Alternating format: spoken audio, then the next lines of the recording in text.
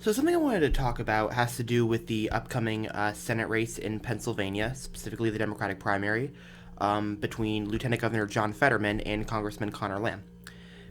Now, in this primary, Fetterman is the pretty clear frontrunner. He has a pretty what appears to be an insurmountable lead, but I mean, I suppose it's still possible Lamb can win. But still, you definitely much rather be Fetterman than Lamb at this point anyway. And Fetterman is undoubtedly the much more progressive option. Lamb is definitely a centrist corporate Democrat.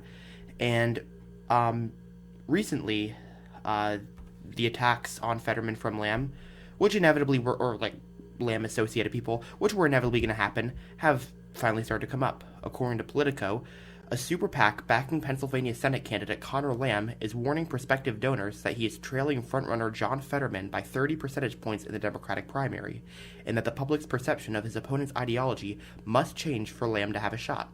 Primary voters don't yet see Fetterman as the liberal he is, reads a memo from the circulated by the pro-Lamb group Penn Progress, hilarious that they call it Progress, which, don't worry, I'll get to in a minute, which is obtained by Politico. For Lamb to have a path in the primary, this dynamic needs to change.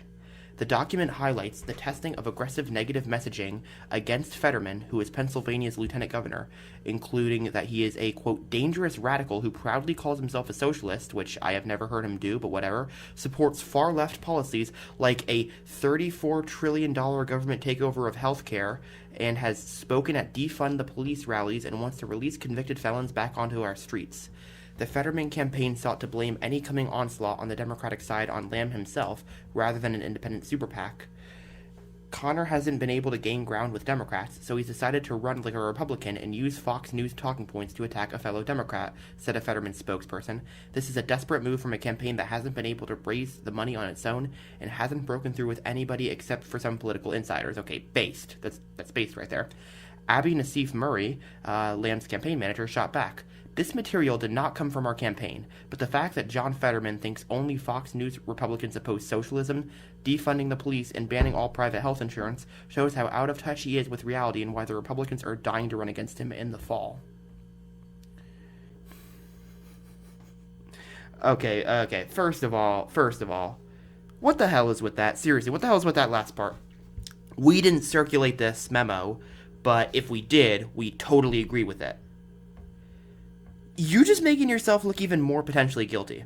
That's like if I am accused of murder, wrongfully accused of murder, but then I tell the police, yeah, I'm innocent, I didn't do it, but I totally would have given the opportunity. Like, you're not helping yourselves here. So, yeah, whatever. But putting that aside, stuff like, he's spoken at defund the police rallies, which, I mean, that's untrue. He's spoken at Black Lives Matter rallies, so saying that all Black Lives Matter activists want to defund the police, because that's a gross overgeneralization right there if ever there was one. But the main reason I wanted to make this video is to talk about the line about the $34 trillion government takeover of healthcare. Obviously, they're referring to Medicare for all. So, this is an argument that the left, yeah, right, like the corporate Democrats and the right, like the vast majority of like right wing, like politicians, of course, this is a straight up right wing industry talking point. Like, oh, attach the scary $34 trillion price tag onto Medicare for all.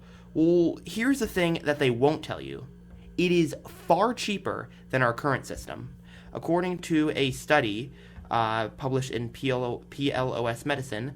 This is from the University of California, San Francisco. A single-payer healthcare system would save money over time, likely even during the first year of operation, according to nearly 24 analyses of national and statewide single-payer proposals made over the past 30 years. The U.S. spends more on healthcare than any other country, yet is one of the only a few developed nations that does not provide universal coverage. Under proposed single-payer bills, such as Medicare for All, a unified public financing system would replace private insurance, similar to the healthcare system in Canada and many other wealthy nations. The researchers found that 19 of the 22 models predicted net savings in the first year after implementation, averaging 3.5% total healthcare spending. So, as you can see, overwhelmingly the economists agreed, yeah, this is a plan that's going to save money in the long term. And as one of the authors of the study pointed out, This means that across the political spectrum, there is near consensus among these economists that a single payer system would save money.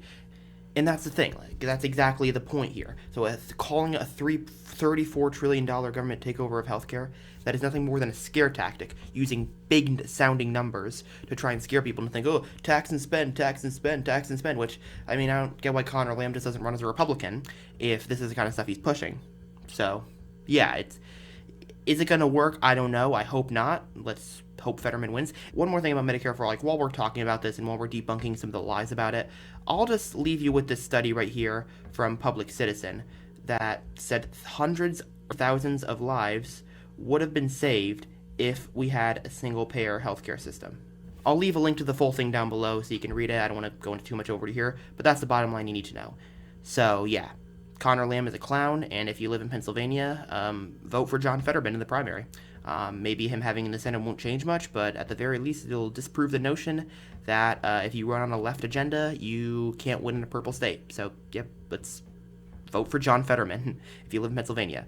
But thank you so much for watching. If you like this video, do the usual, like, comment, and subscribe. Just click the link below to support the channel on Patreon if you really like the work I do here.